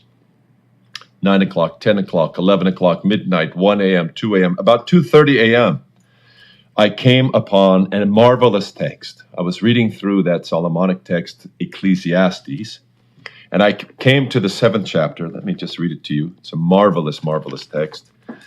I came to the 7th chapter, and I was dumbfounded. I came to verses 13 and 14, and I read this. Consider the work of God, for who is able to straighten what he has bent? that hit me like a ton of bricks in this context. Here I am struggling to discern God's will. My path doesn't seem straight to me. It's bent this way or that way. However I decide, the answers to the questions that are just before me is going to determine if I'm going left or right. Consider the work of God. Who can straighten what he has bent? Perhaps my confusion, my lack of understanding isn't actually my problem. It's actually a blessing, and it's actually something that God himself bent. Who is able to straighten what he has bent? In the day of prosperity, be happy. When you know God's will about the details and you feel great assurance about what's concerning you, be happy. But in the day of adversity, for me, that day was not knowing God's will when I felt I needed to in order to make the steps I needed to make. But in the day of adversity, consider this: God has made the one as well as the other, so that man will not discover anything that will be after him. Sometimes God arranges your life so that you can't know the future. You can't see what you're supposed to do. And it's his bent.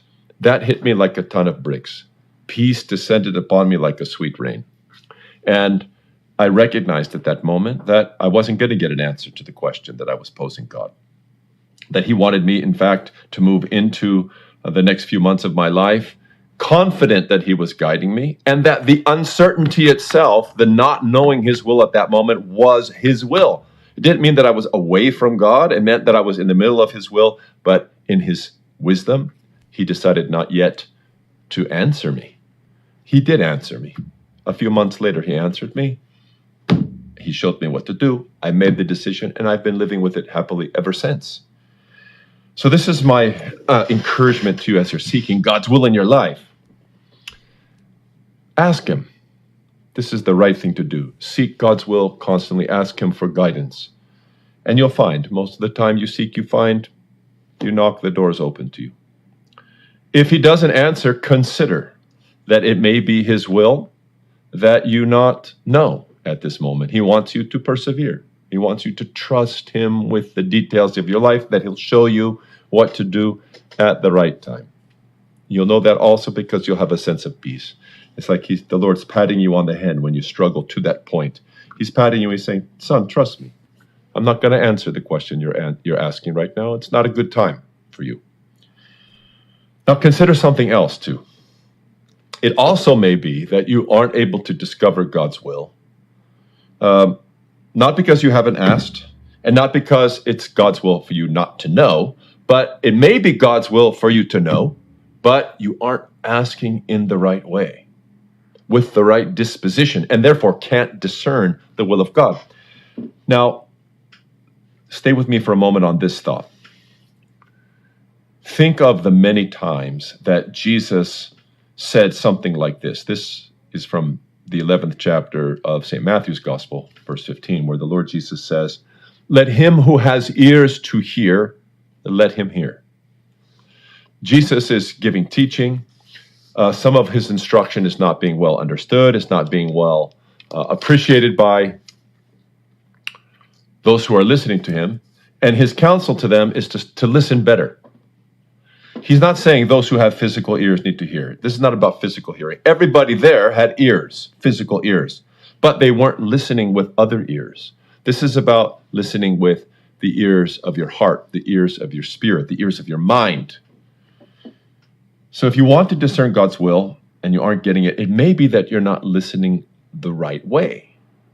Maybe you are listening but not really engaging your mind. You need to listen with your reason. You need to be serious about your life and think deeply.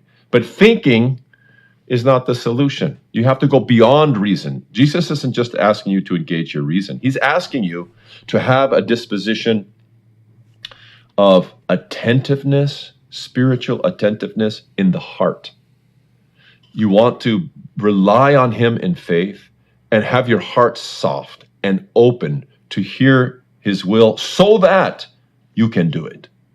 So you're asking for God's will, but you're asking it not with a stubborn will of what you want, right? If you have a stubborn will of what you want, and you're only open to receiving you're looking for a confirmation of what's really your will, you're not going to hear a thing. And you're certainly not going to get any sort of peace that this is God's will, in fact. And that won't be able to support you in the decisions that you have to make. No, instead, humble yourself. Open the ears of your soul. Then your whole body will be full of light. Thinking is not what brings your body to be full of light. Cleaning the eye of your soul, having a disposition in your heart of listening and being like Samuel the prophet, speak, Lord, for thy servant listens.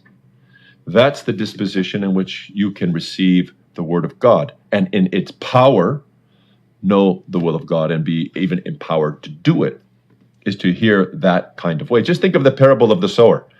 Only of the four seeds, the four soils that received the seeds, only one of the four received the seed the right way. The seed is the word of God. The soil is the heart of man. It's only the soft soil that receives the seed and nourishes it that bears fruit and lasts. And that's what you want to be. You want to be able to listen to God that way. Then you'll hear his voice. Then you'll know what's coming. It may be, in fact, that you're just not listening the right way. This is why so many could physically hear Jesus, but not spiritually hear him. Or in his language, many are called, few are chosen. Few respond, a minority respond to his word because there aren't ears to hear. There's not a softness of heart. There's not a true faith and humble belief. If you do these things, dear ones, if you approach the pursuit of God's will for your life, this is the path to knowing it and having the certainty that what you're doing is your Father in heaven's will for your life. God strengthen you. Patristic neck. All right, that is going to conclude our stream tonight, guys. I'm going to dive into the super chats. I want to thank everybody that has been here. Please hit that like button if you appreciated tonight's stream. I know it wasn't the most popular stream in the world, but hey, I think, again, as Father Josiah Trenum, hopefully it's useful for those who find it useful. And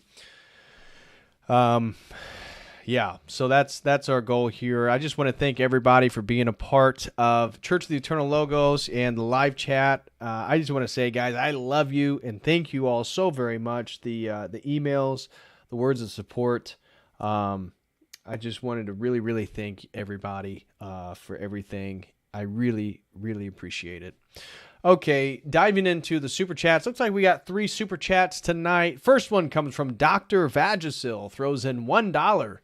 And Dr. Vagisil says, the fighting spirit continued during the Ottoman Empire, where people would go to churches and sides of mountains in the night under penalty of death to learn about their faith. We are to always be vigilant because the arrows are now. Ooh, perfect, Dr. Vagisil.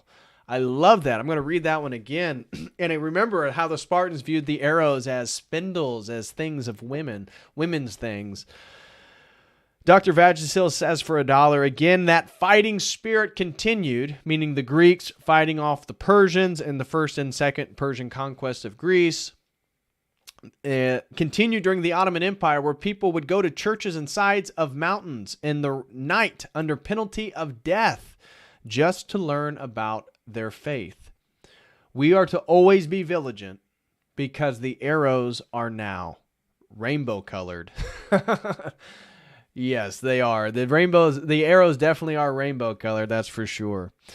Next super chat comes from shout out to my brother Theoria Zone. God bless you, brother. Looks like the only mod in the chat tonight. Theoria Zone throws in $5. And thank you so much, brother, for the $5 super chat. Shout out to the Theoria Zone. I see him there in the chat. Hope you and the family are doing well, brother. God bless you and your family. Yeah, thank you, brother, for the support. Longtime supporter. Really appreciate it. God bless you, Theoria Zone. And thank you again, Dr. Vagisil, for the $1 super chat. And it looks like the last super chat comes from Rough Hands. Throws in $20. Thank you so much, Rough Hands, for the generous $20 super chat. And says, thanks, man. I needed this tonight. Oh, well, glory to God, man. I'm glad. I'm humbled that it was useful to you. I needed this tonight. It's funny how I will mentally struggle with something alone, and then that day you or one of the guys does a stream and almost directly addresses it. Glory to God. Well, thank you. Thank you so much, Rough Hands, man. I really appreciate the generous $20 super chat. And dude, we are not alone. And it is funny how the sort of the casuistry of the world that many times we are all thinking the same thing. Whether it be the Battle of Thermopylae or pornography and semen retention or whatever it may be, we're all in this together. You're not alone. And I don't think it's even a coincidence that many times things that you may be struggling with personally that we then talk about collectively, because it just shows you that if we are pursuing Christ and we are on this path together, we're all in different places on the journey. We're all in different places on the trail to God, if you will. But because we're all moving in the same direction, we're all dealing with the same terrain, the same territory to a degree, and we probably see very similar things and think about and struggle with very similar things. So whatever you're struggling with, Rough Hands, you're not alone, man. We all, pornography, whatever it is, I struggle with it. We all struggle with it. We're human, man. And so the important thing is to never be demoralized, never get a spirit, not that you would, but never get a spirit of giving up, but always just be resilient and have brothers to reach out to. Sometimes I'm struggling with something, I got to reach out to Dr. Mo, I got to shoot him a text, got to tell him something, and it helps just to hear somebody else say, hey, XYZ, or don't do this, or hey, I get it. So, the fact that you may be struggling with something and then you hear a stream of one of us addressing that topic, it's, glory to God. It lets you know that you're not alone, man. We are all in this together. We all see the state of the world. Just like Dr. Vagisil talked about the rainbow colored arrows. They're being shot. They're in the air, and we can hold up our shields and try to defend and deflect. But it's a reality, and they're trying to kill us, and at the same time, we got to laugh about it. We can't be, it is life or death, but we can't lose our humanity. We can't not be, we can't lose our humor. We can't lose our enjoyment of life. We can't lose our zest, our love for our family and friends. And so that's really, I think, what the biggest thing in my life that's helped me out is just continually focusing on things that are in my control. Every time I think about where my life is and where I wish it was, how this doesn't match up with this expectation, how how the state of the world's going, the election that just happened, it's like you could get frustrated with it, but all that stuff is outside my control. And what's in my control is the only thing I can work on. It's the only thing that I can affect. And it's really focusing on that almost obsessively. It's just focusing on things that are in my control. It gives you a sense of empowerment, and it just allows a lot of stuff to kind of roll off your back a little bit more. So I don't know, maybe that's the case for some of you guys. That's just been the case for me. So yeah, shout out to you, Rough Hands. Really appreciate it. And God bless you, man. God bless you. Glory to God. And yeah, if you ever struggle with something, man, don't be shy to reach out. I'll definitely give you that support. And we got one more super chat from our good Orthodox brother, Pim Orsovs. He's sponsored multiple streams on the channel.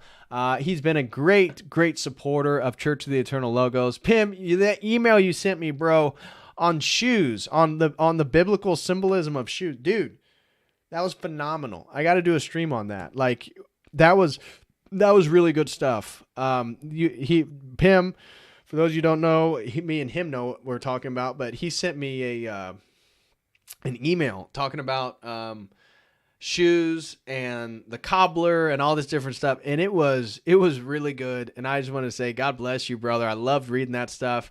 Whenever you start putting those dots together with some of your own personal research, dude, send it over to me. Love to hear it. Love to see it. So Really appreciate it. Pim Orso throws in $20. Shout out to Pim, and he says, Spartans unite! Hoorah! Yeah, no joke, man. No joke about that. We got to unite, and we unite in our struggle against the evil one, man. And so that is our fight. It's our struggle against temptation. It's our fight against the evil one. It's a day in, day out battle. For all of you guys who are still good on No Nut November and have still yet to come, yes. For any of my brothers that may have tried to jump on that wagon or now fell off, get back on it. Just don't do it for the rest of the month, man. Maybe you can go 1 month. Maybe you mess up once, So shout out to all my soldiers out there. Shout out to Pim Orsovs for all the support, man. Thank you so much, brother. You've been so freaking generous and supportive of the stream and the research and the videos. And God bless you, man. Thank you so much, man. Thank you. Shout out to Pim Orsov. Really, really appreciate it.